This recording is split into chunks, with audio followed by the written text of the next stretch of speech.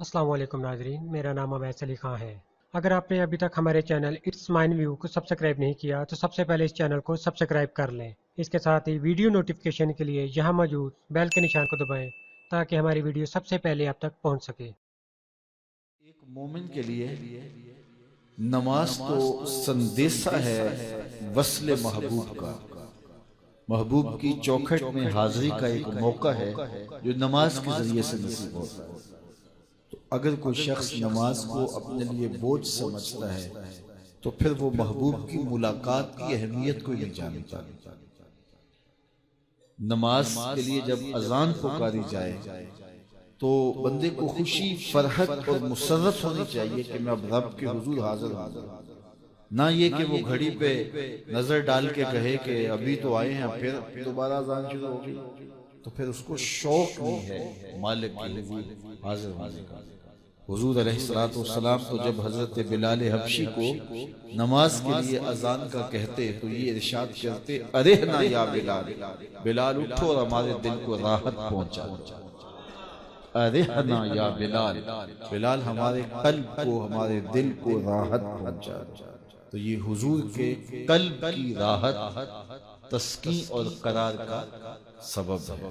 آقا کریم علیہ السلام نے معراج کی شب جہاں بہت سارے لوگوں کو عذابوں میں مبتلا دیکھا تو ایک شخص کو دیکھا، رجل مغیب فی نور العرش، کہ وہ عرش کے نور میں غائب تھا، اس کے اطراف میں نور ہی نور تھا اور وہ نور میں ڈوبا ہوا تھا۔ تو پوچھا کہ یہ کون خوش نصیب شخص ہے، کوئی فرشتہ ہے؟ تو جواب آیا فرشتہ نہیں ہے۔ یہ کوئی پیغمبر ہے؟ پیغمبر بھی نہیں ہے۔ تو یہ کون شخص ہے کہ جو انوار الہیہ کے حصار میں ہے اور ہر طرف نور ہی نور پھیلا ہے؟ تو جواب ملا کہ آپ کی امت کا یہ وہ فرد ہے جس میں 3 خوبیاں تھیں۔ پہلی خوبی تو یہ کہ اس کی زبان اللہ کے ذکر سے تر رہتی تھی، اور دوسری خوبی اس میں یہ تھی وَقَلْبُهُ مُعَلَّقٌ بِالْمَسَاجِدِ، اور اس کا دل مسجدوں کے ساتھ لٹکا ہوا ہے، مسجدوں کے ساتھ دل بستگی تھی سے۔ فرمایا کچھ لوگ ہوتے ہیں کہ وہ مسجدوں کی میخیں ہوتی ہیں، جس طرح وہ کیل لکڑی میں ٹھک جاتا ہے تو یہ بھی مسجدوں میں ٹھکے رہتے ہیں، جب بھی ڈھونڈو کہ مسجد سے ملیں گے۔ فرمایا کبھی یہ لوگ بیمار پڑ جائیں اور مسجد میں حاضر نہ ہو سکیں تو اللہ کے کچھ فرشتے ہیں جو ان کی عیادت کرنے کے لیے ان کے گھروں میں جاتے ہیں۔ تو مسجدوں کی حاضری، مسجدوں کی تعمیر میں دلچسپی، مسجدوں کی آباد کاری کے لیے کوشش، مسجدوں کی صفائی ستھرائی کا اہتمام و التزام، مسجد کی تعمیرات کے مراحل میں دن رات ان سے وابستہ رہنا، یہ خوش نصیب لوگوں کا مقصود۔ فرمایا کہ اللہ کے گھر وہی تعمیر کرتے ہیں جو اللہ اور پچھلے دن پر ایمان لاتے ہیں۔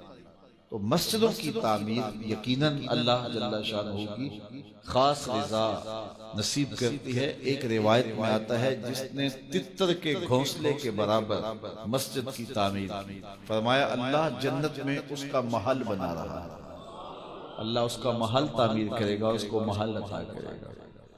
تو یہ تعمیر مسجد یہ خوش نصیب لوگوں کا مقصود ہے۔ تو مسجدوں کی آبادی اور مسجدوں میں وابستہ رہنا اور دل بستہ ہونا مساجد کے ساتھ یہ خوش نصیب لوگوں کا مقصود ہے۔ تو بدبخت لوگوں کو یہ سعادت نصیب نہیں ہوتی۔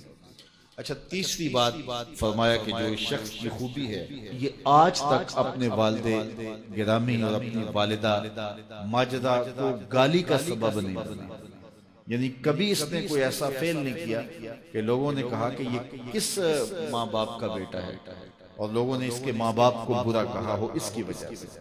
تو یہ 3 خوبیاں اس شخص کے اندر پائی جاتی ہیں اور آج یہ اللہ کے عرش کے نور کے سائے میں اپنے آپ کو کھڑا ہوا پا رہا ہے۔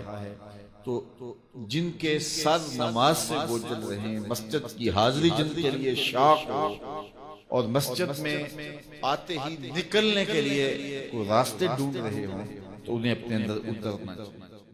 تو ناظرین، اگر آپ کو ہماری ویڈیو اچھی لگی ہے تو اسے لائک کیجیے، شیئر کیجیے اور اس سے متعلق اپنے کمنٹ ضرور دیجیے گا۔